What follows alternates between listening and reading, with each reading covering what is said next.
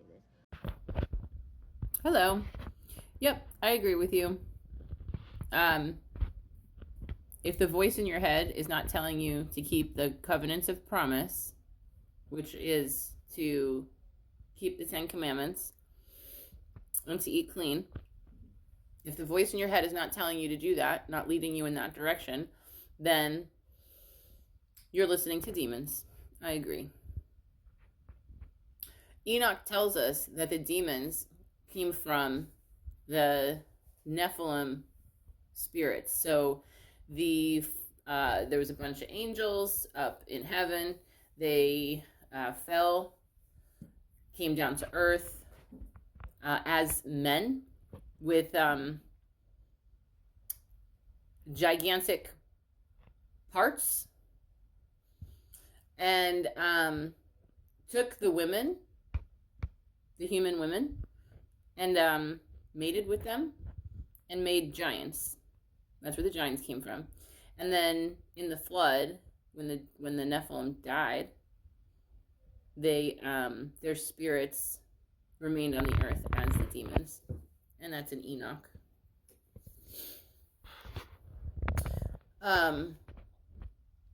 The voice in your head, if it's Yeshua, because nobody has heard Jehovah's voice. Yeshua told us that. I forget what chapter it's in, but no man has heard his voice or seen his shape. So, just a side note, Yeshua, the Messiah, is not God in the flesh. But Yeshua's voice, if that's the voice in your head, he's going to be leading you to eat clean, biblically clean, which means no pork, no shellfish, most birds you can't eat.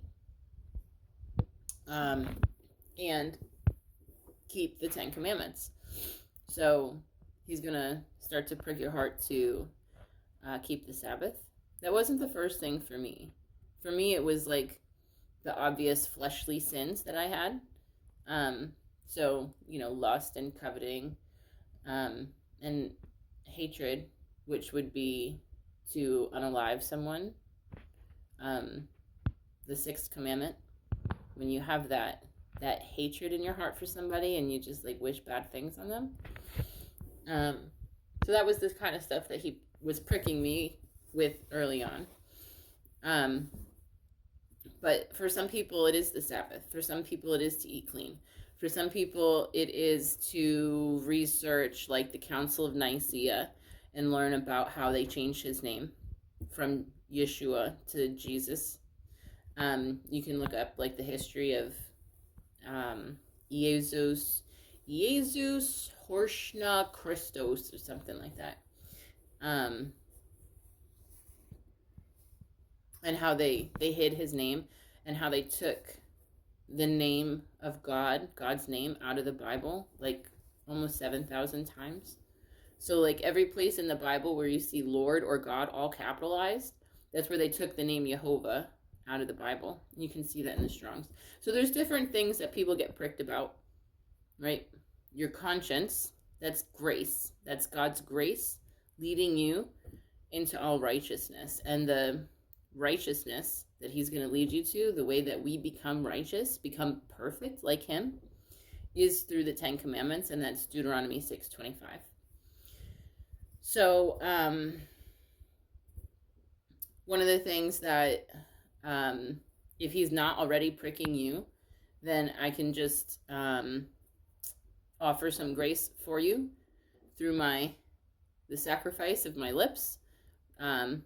He tells us to always have our speech seasoned with salt, and salt is grace, and grace is conviction. So I'm going to give you some conviction. The cross is pagan. It's an idol. It's a graven image.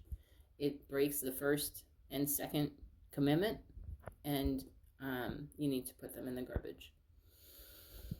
The makeup is coveting and lying.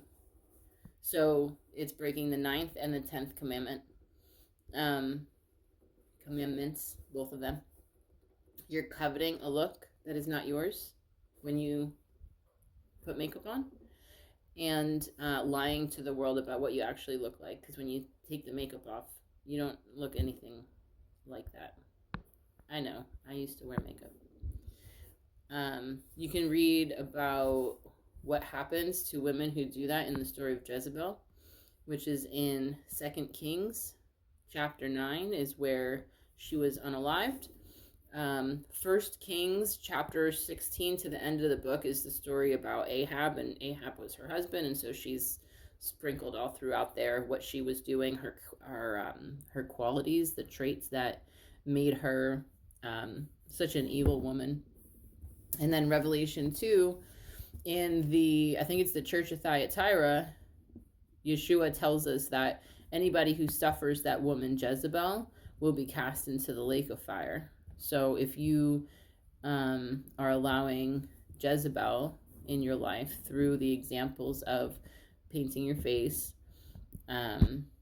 ruling over men and usurping their authority, lying, manipulation, that kind of stuff, she sneaks in really, really crazy ways into your heart. And it's something that we women really need to keep an eye on, because women, if you go back to Genesis and you read about Eve, women are the weaker vessel. Not to say that in a demeaning way, it just is what it is,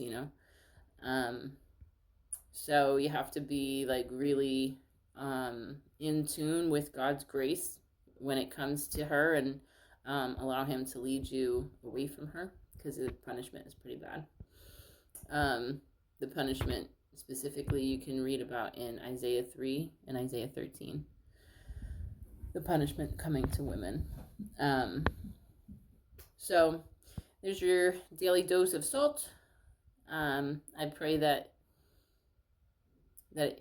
Jehovah pricks your heart to be able to hear this, that you have ears to hear and eyes to see, and that you go search these things out. Definitely don't take my word for it. Go read all the chapters. And I pray that you are obedient to Jehovah's grace as he pours it out on you, and that you are able to come to the knowledge of the truth. Praise Yah. Love ya.